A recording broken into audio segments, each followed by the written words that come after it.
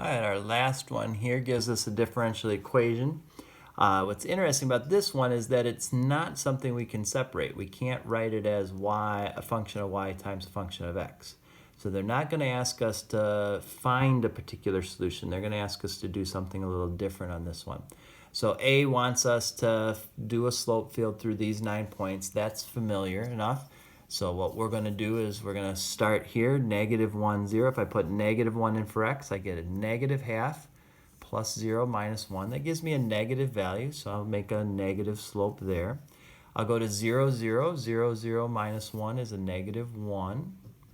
And then I'll go 1, 0, so that's half 0, -1, still a negative. So you should have negatives all along here. Again, they do get gradually shallower, but the AP won't get too excited about that. All right, -1, 1. If I put that in, I get a -half plus 1 minus 1, so that's still a -half. If I put 0, 1 in, I get 0, 1 minus 1, which is 0. So I should have a 0 going through there. And then 1, 1 gives me half plus 1 minus 1. That's a positive half. So there's my first positive slope right there. And then -1, 2. If I do that, I get a -half plus 2 minus 1. That's a positive 1/2. So I should have a positive slope there. 0, 2 would give me 0, 2 minus 1, which is 1. So I should have a positive 1 there.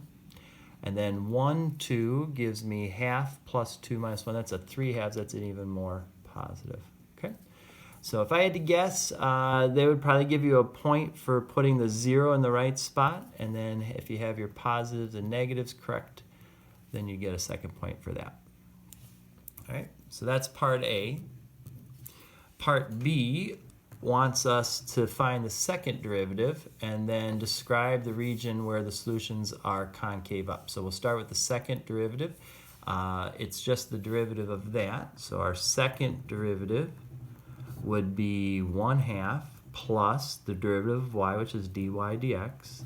And then the derivative of -1 is 0. So this is good, but now we want to plug dy dx in here. So we're going to get 1/2 plus 1/2 x plus y minus 1. And I'm just going to go ahead and put those together. So we get 1/2 x plus y minus 1/2. Okay, so that's our second derivative. I would guess that would be worth 1 point for doing that there. Then what we want to do is answer the question, which is when are the solutions concave up? So we know that concave up occurs when the second derivative is positive, right? This is the second derivative. So when 1/2 x plus y minus 1/2 is greater than 0, when the second derivative is positive, that's when we'll be concave up. So if you want to say something about this, solutions are concave up when this is true. Something like that. I mean, that is enough in my book to give us the point. If you were nervous, you could subtract the 1/2 and add and make it y greater than -1. I think that's extra that you don't have to do, but technically that is true too. So we don't have to go graph it. We don't have to do anything else. This is good enough. All right. So I believe that stating this would give you another point. And so 2 points would be my guess on something like that. All right. Then we get to part C, and part C says let y be the particular solution with this initial condition. Does f have a relative minimum, maximum, or neither at 0? So that's a little odd. That's not something we've been answering here. But let's just think about it in general. In order to have a relative minimum, maximum, 2 things have to be true. One is that our derivative has to be 0. So let's check that first. At 0, 1, what is the derivative? So dy dx at 0, 1 is 1/2 times 0 plus 1 minus 1, and that is 0. So it qualifies.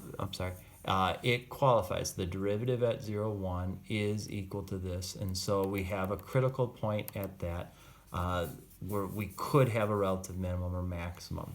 So that right there would be worth 1 point for sure for showing that. Okay. Now, the next part of this is then to figure out if it's a minimum or maximum. And normally we're used to writing a line and putting down the x value and checking either side of it. But that's going to be a little hard to do with a differential equation in terms of x and y. And we don't really have that capability here to do that.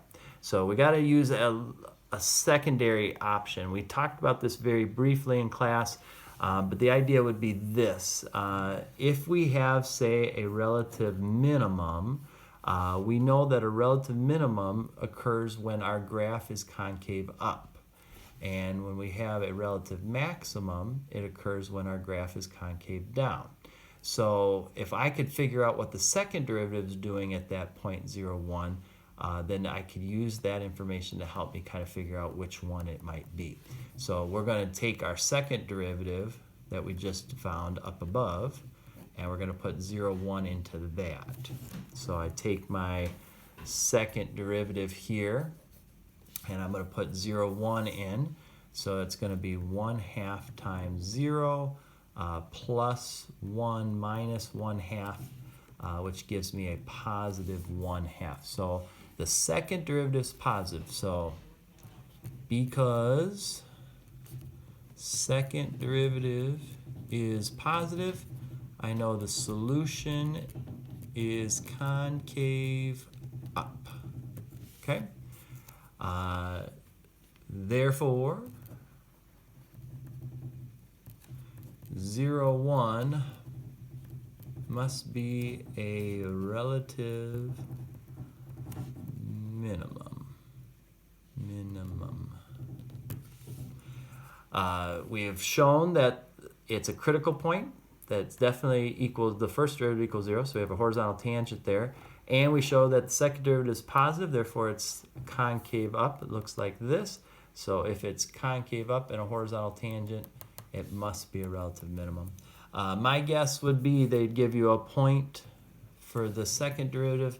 They'd give you a point for the relative minimum. Now, I don't have the actual guidelines here, so let's see. We've got 1, 2, 3, 4, 5, 6, 7 points. So there's 2 extra points somewhere out there. I'll let you just give them to yourself wherever you think you deserve them.